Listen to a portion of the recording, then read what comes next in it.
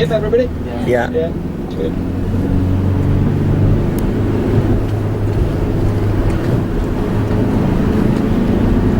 "48 metres high, or 100, completely different. You know, that's all been formed really over the last 10,000 years, which isn't much.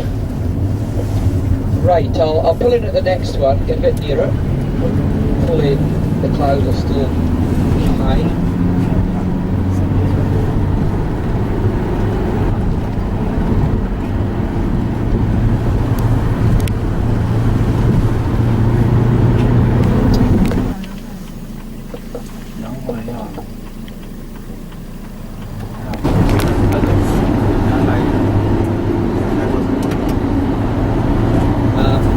About the same period as the Brochs, but dunes were larger, not so high, but larger, sort of oval or rectangular in shape, with walls. Well, the walls of that one about 4 metres thick.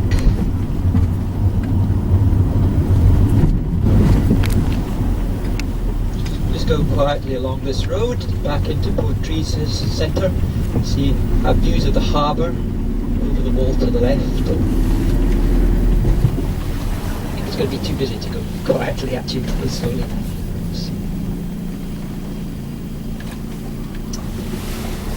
This is a monkey puzzle tree, this strange tree on the right in the corner. Chilean pine, introduced from South America.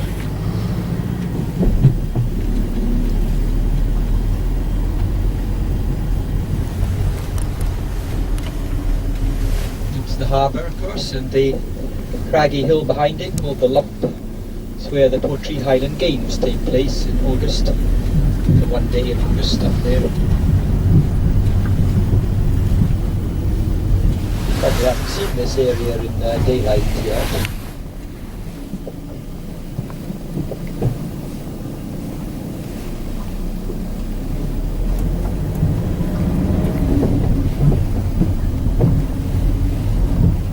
Oh well, if you're staying at the Boswell Hotel, I suppose you have. Well, I mean, there, having breakfast, aren't you?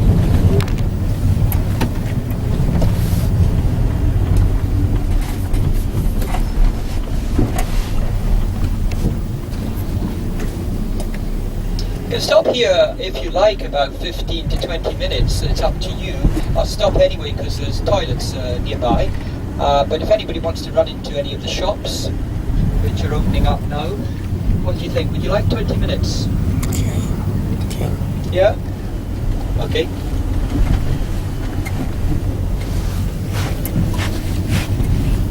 Now, this is the nearest I can park easily for the toilets, which are just behind us.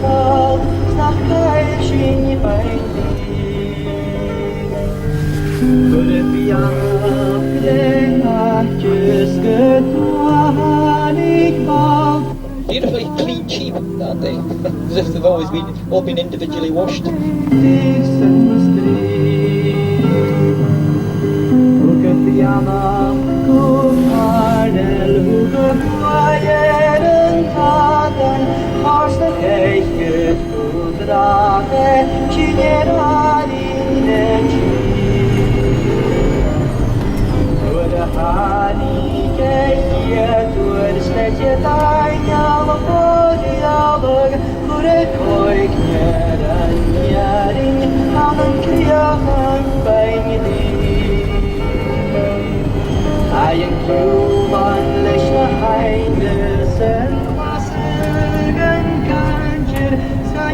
Hills, we have Glenslugachan in front.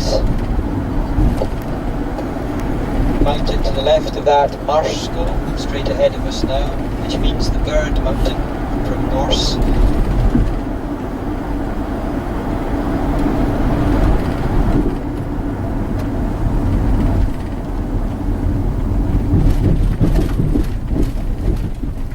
Epsom Walk takes you right up Glenslugachan there and over the skyline.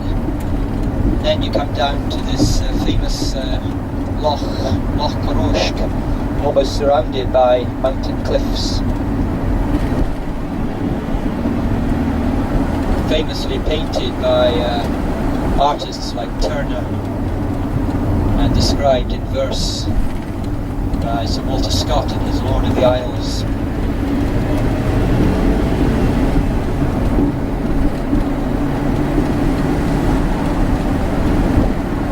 There's an easier, more comfortable way of getting to Loch Carrouche, and that's in the summer to take a boat from Elglaw on the west coast, and then it's just about a 20-minute walk from the beach over to the loch.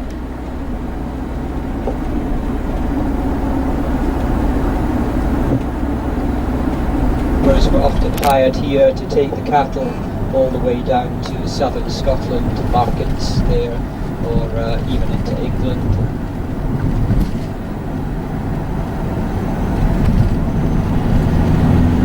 Skye was once regarded as one of the main centres of breeding cattle in the Highlands and Islands. Not now.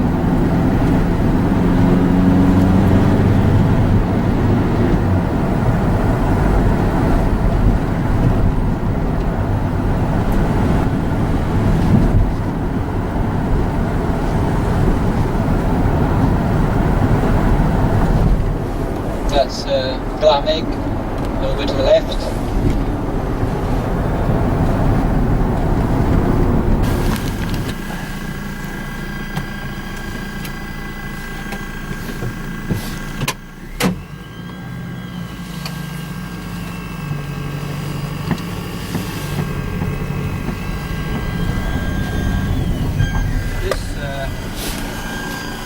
This bridge is one of about 1,000 bridges in Britain designed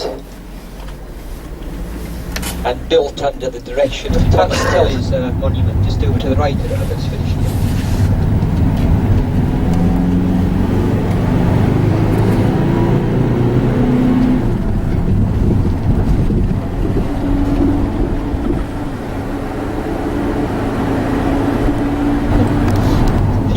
I was at the top of that. I took the ferry boat across to Rafferty and climbed it, and from there you get one of the, I'd say, the most spectacular views of the lot, because you have the whole panorama of the hills of Skye in front of you.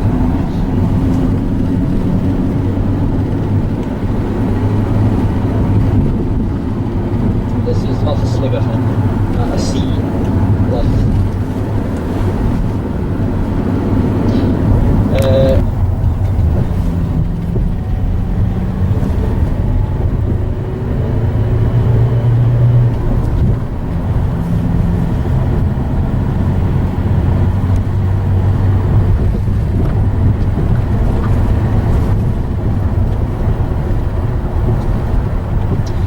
More music.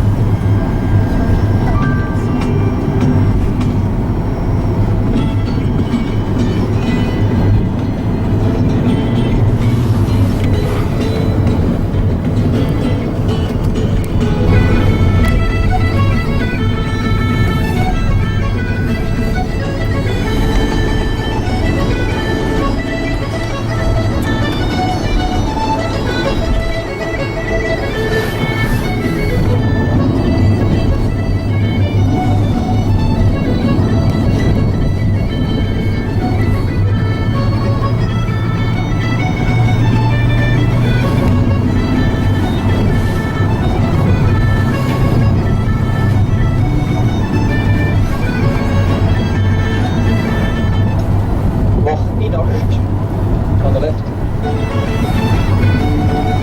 Between heavy rain, called Isvraten.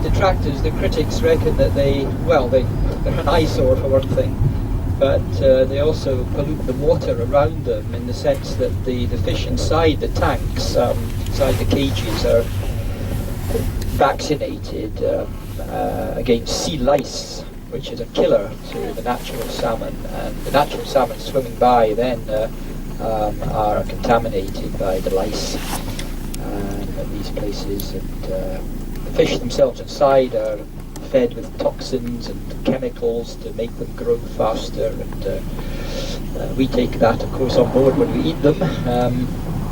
It's all very unnatural, and the fish themselves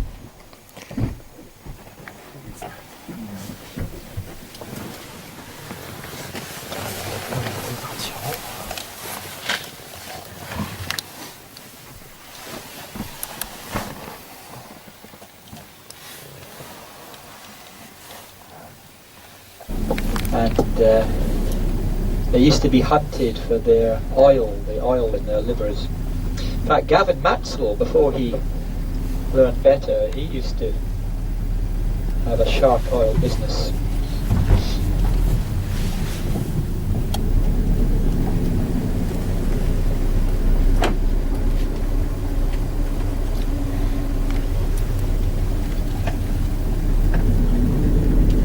Okay, now we'll go over the sea to Scotland again. It's the lighthouse there, another of the many lighthouses built by one of the Stevensons, designed by one of the Stevensons. In this case, I think probably Stevenson's uncle, David Stevenson, in 1850. And the cottages on Eilean Barn, one of which belonged to Maxwell, they were originally for the lighthouse keepers' families.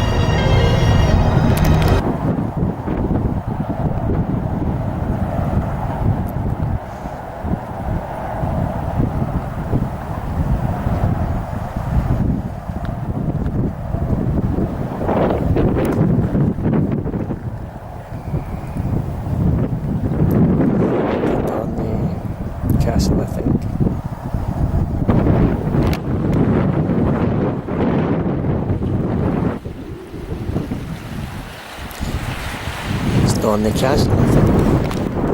The castle.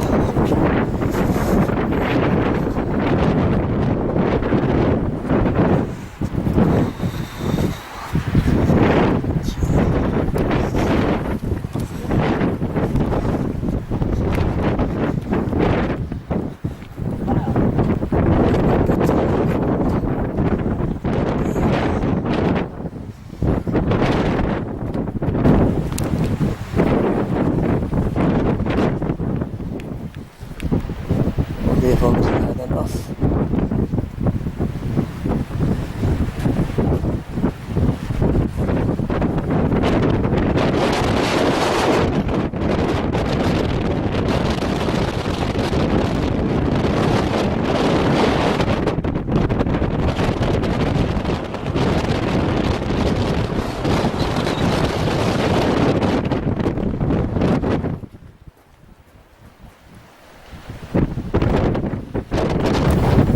Down in Castle, down there, and that's Skye in the background.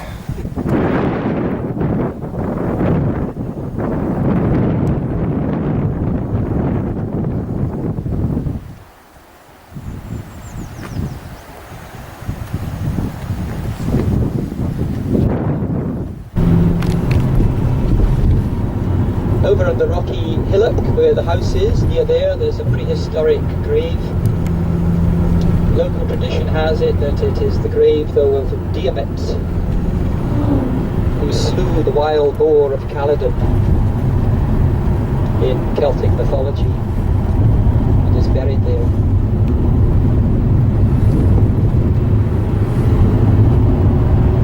Look out for mountain goats from here onwards for the next few miles. The nanny goats, the females, give birth to their young at this time of the year, sometimes accompanied by the fathers. And if we don't see goats, we are sure to see South American llamas in the fields on the right. A llama farm.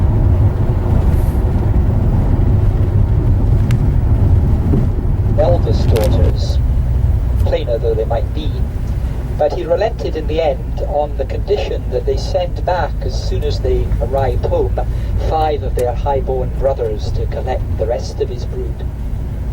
So they sailed away, and the 5 remaining sisters waited, and waited, and waited,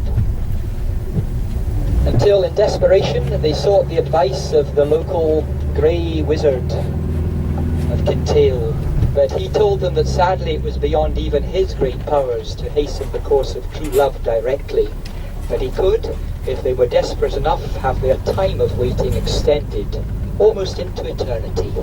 And so he turned them into mountains known as the 5 Sisters.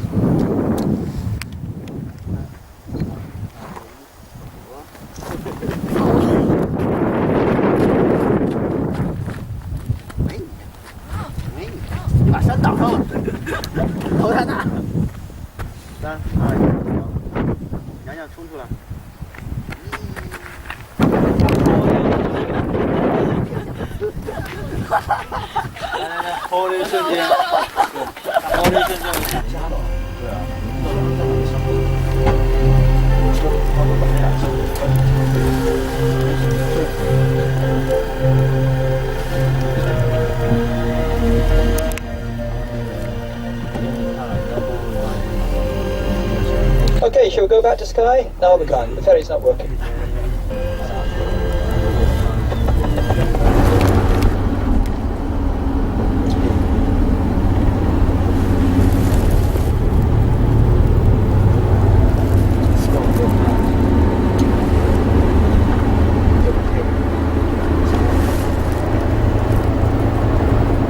Funny, Prince Charlie hid in among some boulders somewhere around here 27 years later when he was a fugitive.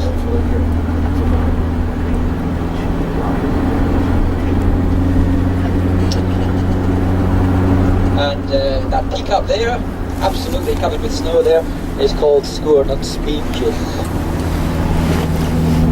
weaker the Spaniards. Love the battlefield.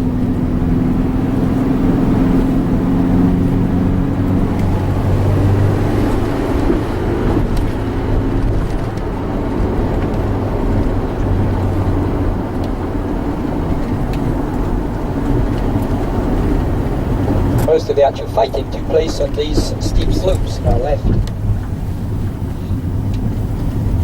Jacobites actually had the higher ground advantage, and they were still defeated.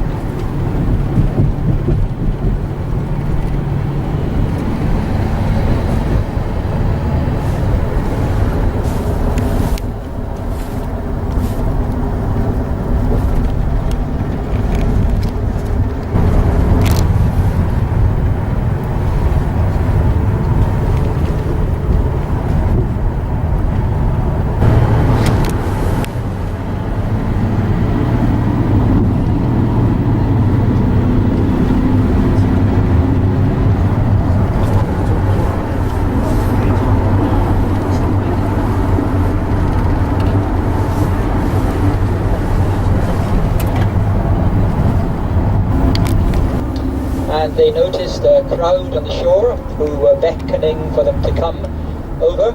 So they came ashore and they learned that one of the local people had been devoured that day by a water creature.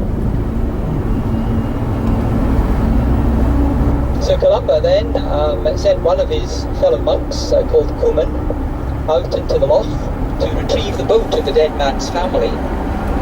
And on his way, he was attacked by the beast.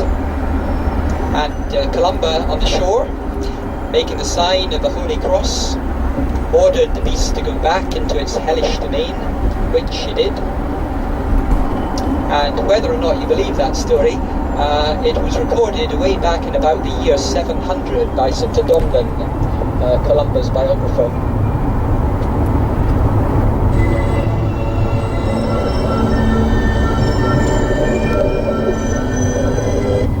So that's the first we hear of there being a phenomenon here.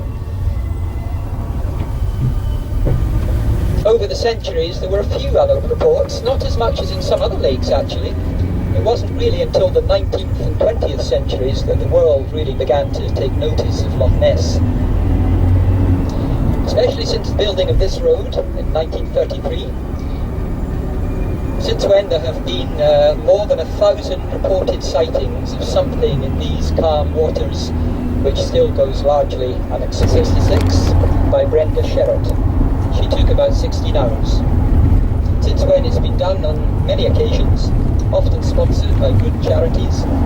And about 20 years ago, an eccentric Englishman, Lloyd Scott, actually managed to walk the whole length of the loch underwater. He wore a quite primitive and... Loch Ness. One he's got for timber bushes on his way. Yeah. That was him. Reading the bus? Yeah, he's taking the bus. No, are they on it? No, they're all behind us.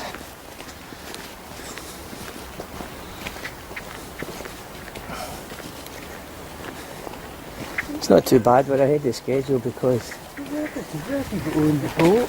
back there, see the pier? You're right up there. I assume it does.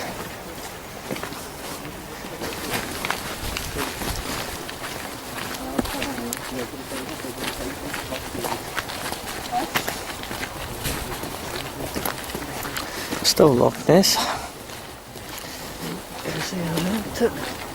There's a couple of tour buses. That's a blind dog, isn't it? Yes, Robbie, would you stay here if you were doing a Loch Ness tour? Yeah, it's a 2-day. Would you stay here for a day? Probably.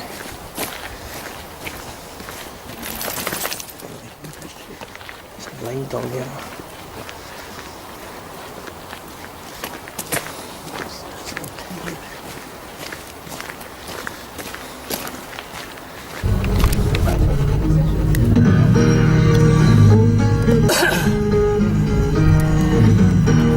There's danger in the pen and the friendships on the road, so it's time to find another route to bring the baby home. We'll dig our way to freedom for our daughters and our sons.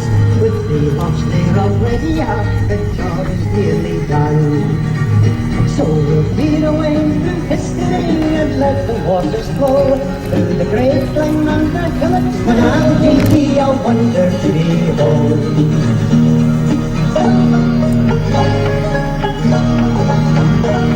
Now Moses was the man who led his people through the sea, and Philip's just the man to make our dream reality. With some heavenly inspiration and some human perspiration, we'll climb up Neptune's staircase and drive eastward to the sea. Yes, we'll lead away through history and let the waters flow through the great glen and the hillocks where the deer alone can go. From Inverness to Cork, you will see the sails unfold. Our canal will be a wonder to behold. Our canal will be a wonder to behold.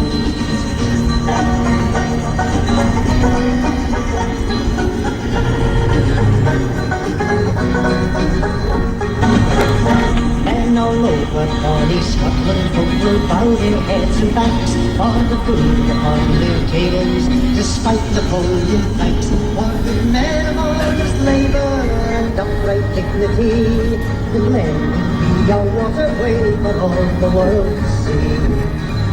Yes, we'll lead away By Bonnie Prince Charlie's army in 1745. Still a great hiking road to walk on foot or even go by mountain bike or pony. I'll just point out where it is as we cross over the line of it in a minute. from Inverness to Cork, you will see the sails unfold. The canal will be a wonder to behold. Yes, they'll clear the way through history and let the waters flow through the great glen and the hillocks where the deer alone can go. From Inverness to Cork, now you'll see the sails unfold. The canal is now a wonder to behold. Right, just along here is General Wade's Corriaric Pass Road. Well, you see those construction huts up there, that's where it is, up the side of that wall, and we cross over a bit of it here, I think. It's a pity we can't use it today, although it's a very, very high road with lots of zigzags, lots of hairpin bends, mind you. And we have to go right around the mountains instead now. Here it is on the left, now, where that ditch is today. Up the line of trees there. If you'd seen those roads before they were made, you'd have lifted up your hands and blessed great General Wade.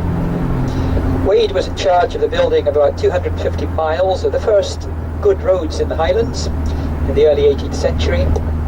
Another general, General Caulfield, built about another 900 Don't like to think, these great big hairy island men, I thought too much to drink. But there is a monster in Loch Ness, I'm telling you no lie. She's got an neck that's long and thin and 100 metres high. Oh, and 100 metres high.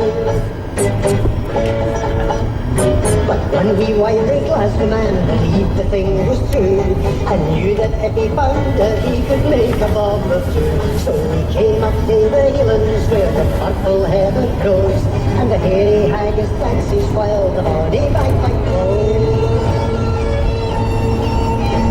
He asked him from the clock, stand out by the water and cool her in a while, and there is some Amsterdam in water.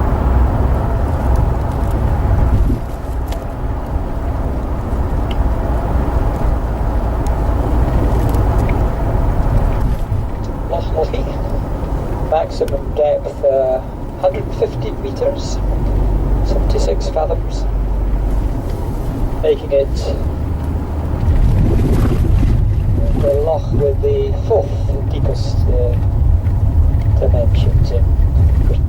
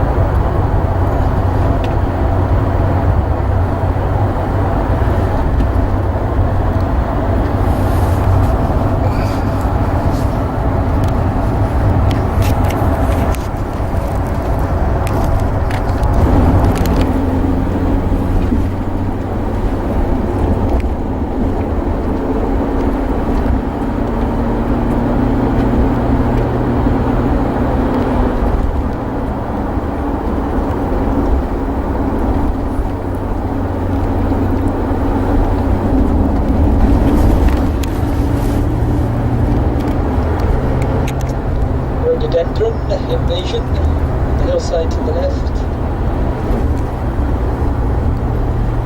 and the loch side to the right.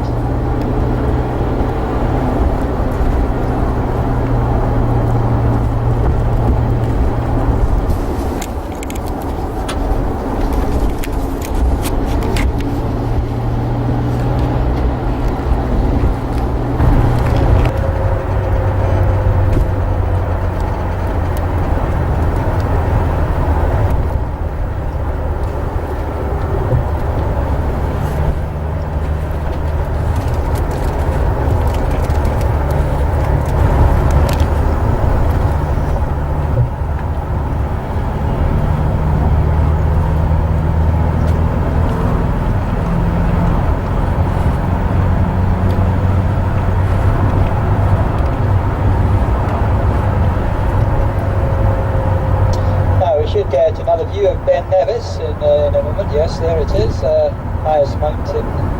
There it is, highest mountain in Britain. 409 feet high, or sorry, 1,344 metres.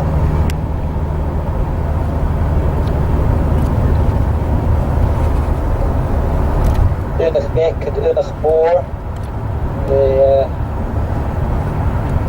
mountains in front of it.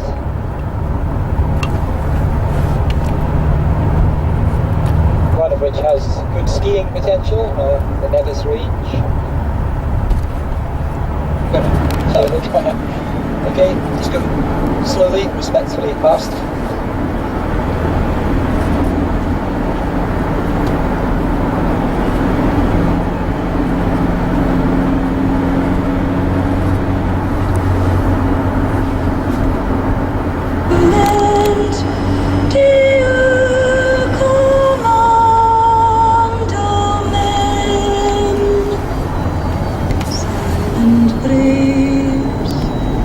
New engraved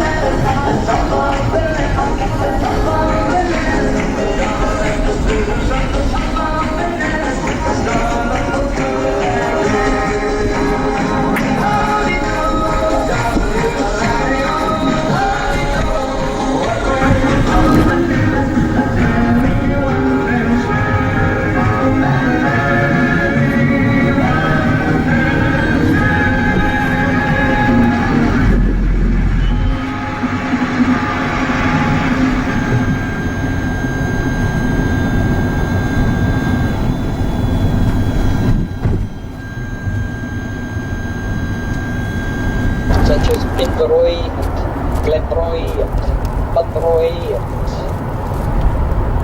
Roy Bridge. Roy meaning red.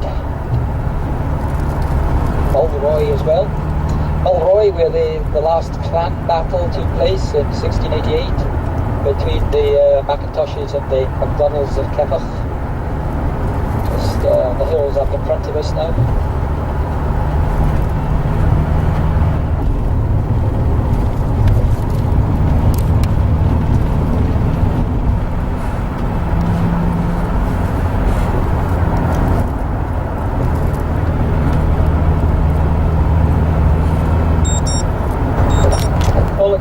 All except Kilroy, who wasn't here. You like that one? At the back? I've been way too long.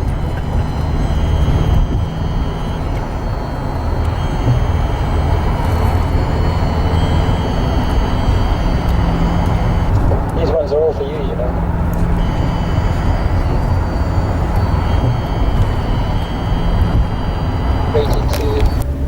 Melbourne, Australia, towards the end of the 19th century, and they had a daughter there who became a nun, Mary MacKillop. And because of, well, her very brief life, holy life though, and miracles that are supposed to have taken place at her intercession since her death, she became Australia's first saint a couple of years ago. She never came to Scotland, I don't think, but her parents came from this village, Roy Bridge.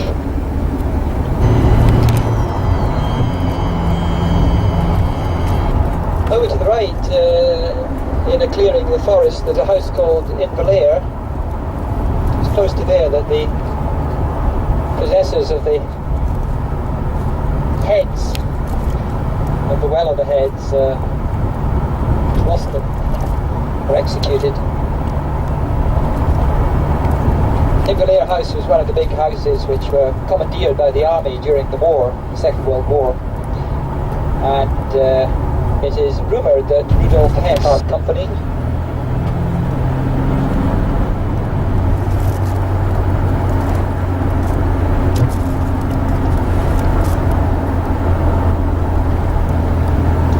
the railway goes through that big gap in the mountains, so that to the extreme right.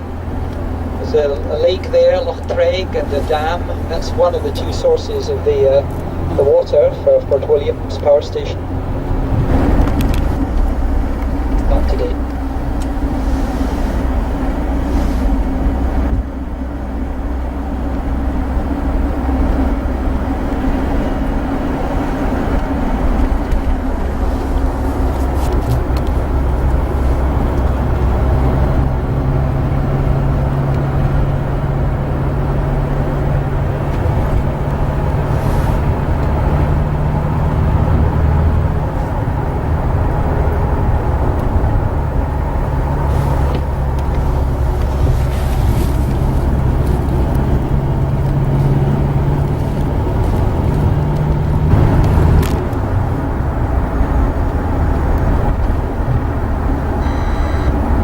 Mountain over to the right there is Ben Alder. On the other side of that is a large lake, Loch Ericht, which has dams on both ends of it.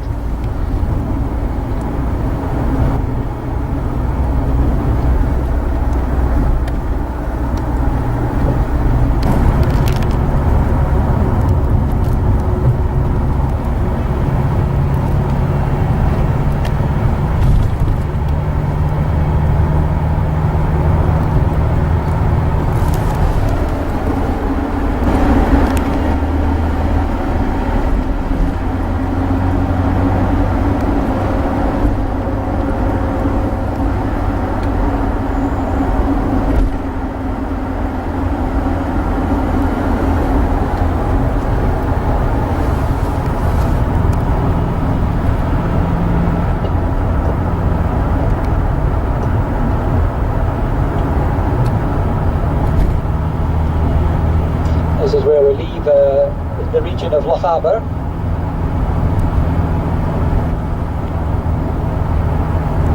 There's a famous pipe tune called Loch Aber No More.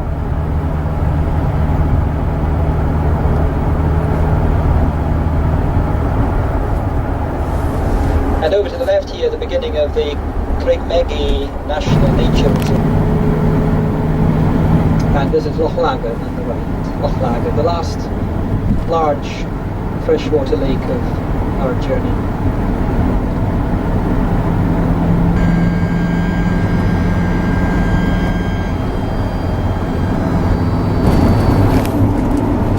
And 50 years ago, Grampian Television Company was formed, and they commissioned a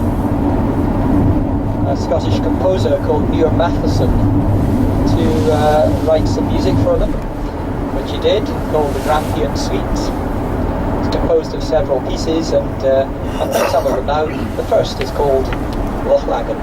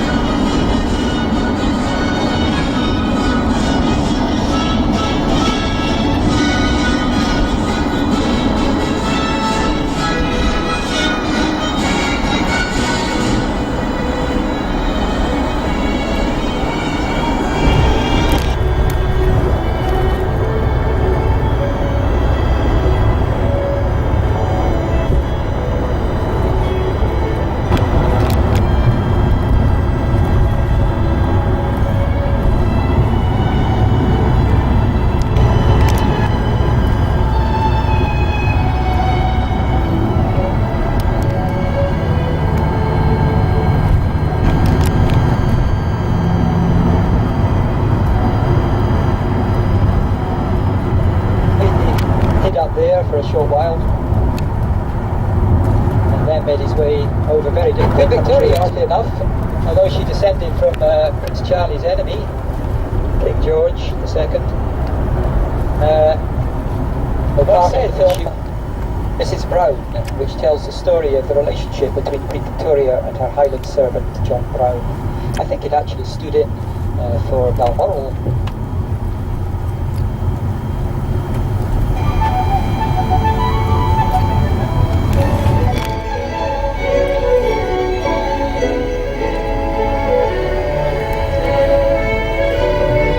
Series, of course, it's not called Rafferty, but Glen Bogle.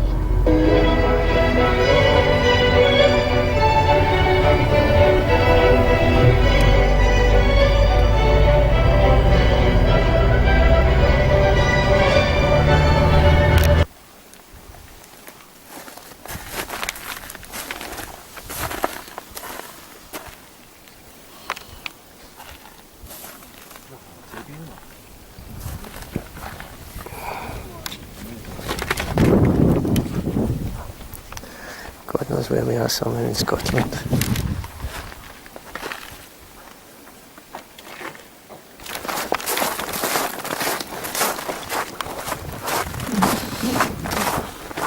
Well, you know how it started off yesterday. Some people will get it all 3 days like that everywhere. A dream, we believe.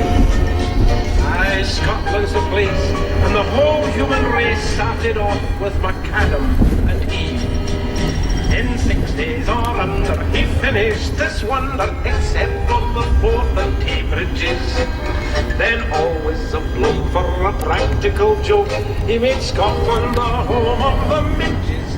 Oh, the midges, I'm no gonna kid you. The midges is really the limit. With teeth like piranhas, they drive you bananas if you let them get under your cement. Back in 13, oh, the midges, I'm no gonna kid you. The midges is really the limit. With teeth like piranhas, they drive you bananas if you let them get under your cement.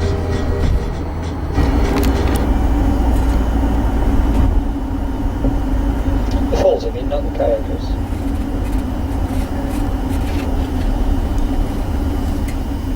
ramparts and ditches from a fort from about nearly 2,000 years ago, Pictish fortress Skye, which becomes the second longest river in Scotland and the fastest flowing river in Britain.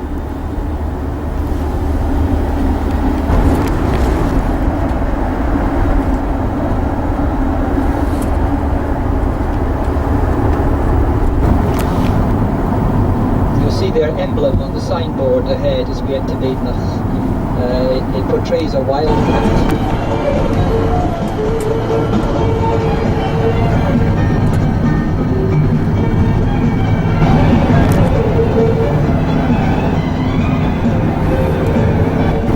And of all the places in Britain where official weather records are kept, Dalwhinnie shows usually the highest frequency of snowfall in the country. It snows here about 60 days a year, on average.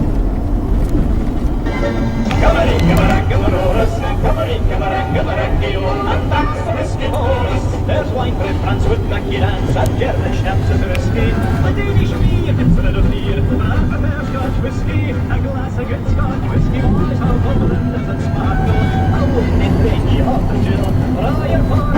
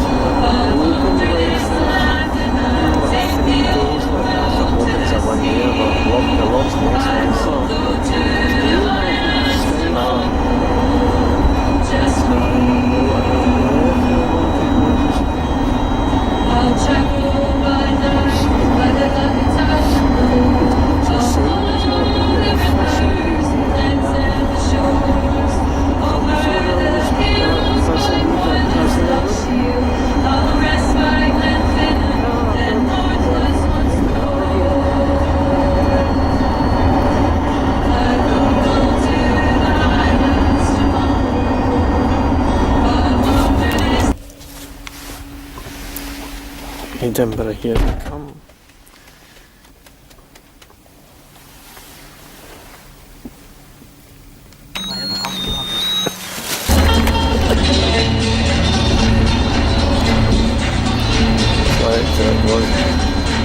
I've been around this country from shore to side to shore.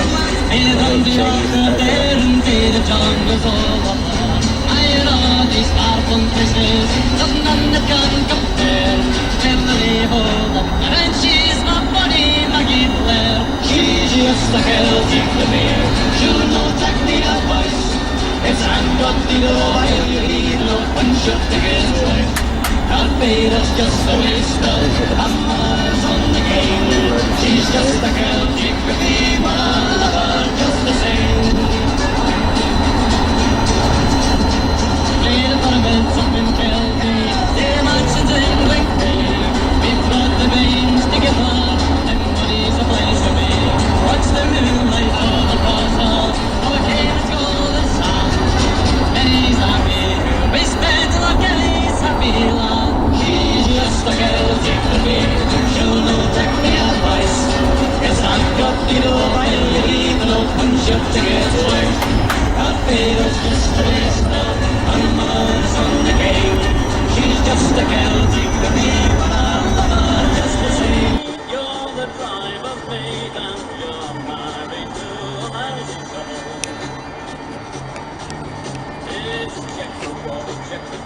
In the cage of wine, Jack and Jack the fight now. Swing your shovel at the double, give a rock, watch the clock, each raise and sweat. I will go, I will go, I will go, I will go, and the fighting is over to the land of the cloud, which I left to be a soldier. I will go, I will go.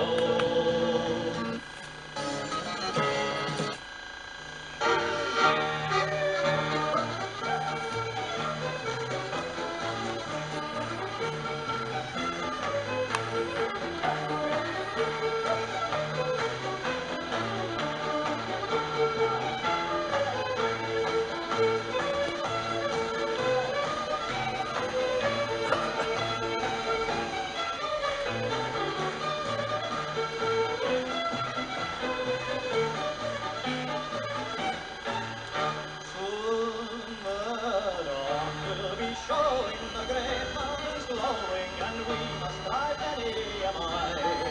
But we'll leave in very next, our never thought the next time we're dancing in time. Well, we'll arm and we'll sing, and we'll kick and we'll swing, and we'll set to our partners in Skye.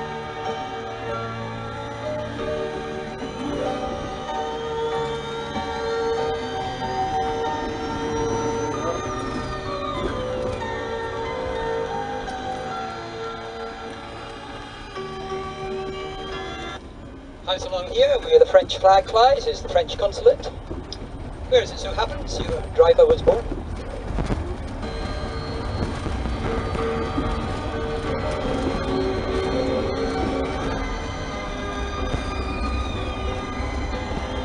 I won't say when.